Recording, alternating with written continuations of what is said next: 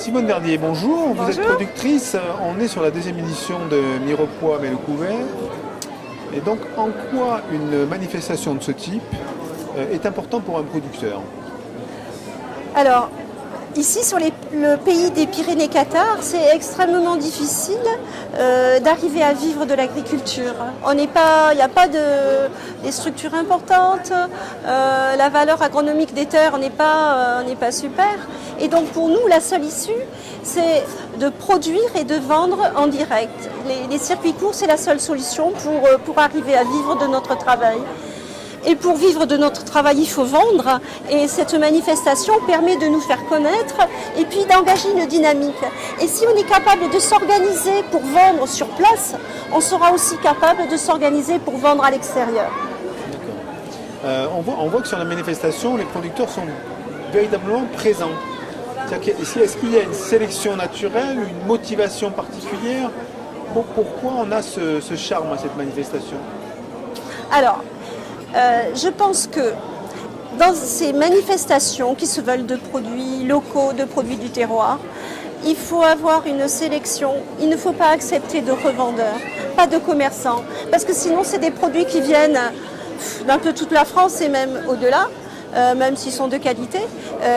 Nous voulons résolument mettre en valeur les produits locaux. Ce qui nous intéresse, c'est que tout le public comprenne que leur démarche d'achat, leurs produits, tout ce qu'ils peuvent acheter pour manger, ça participe d'une économie.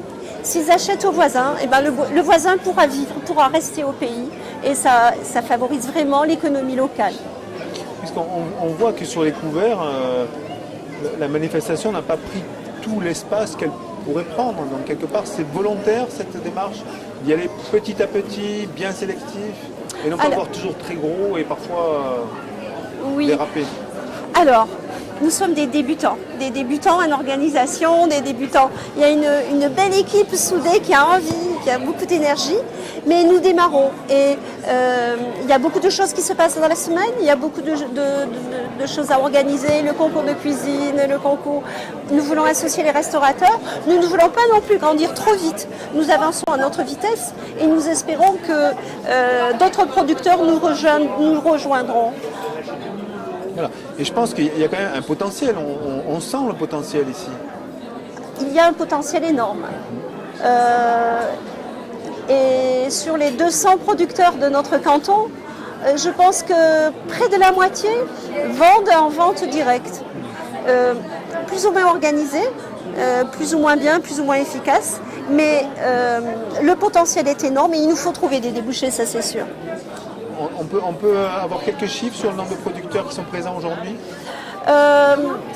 Alors, nous sommes 20 producteurs, et la plupart avec des stands, mais certains producteurs sont venus uniquement avec leurs bêtes, mais vraiment pour participer. Et cela, moi je dis chapeau, parce que la présence des animaux sur la place de Mirepoix ajoute beaucoup à l'intérêt de la manifestation. Les gens sont ravis, les enfants sont ravis, et c'est chouette. Et je crois qu'on peut le dire, c'est assez rare, c'est qu'ils sont aussi organisateurs.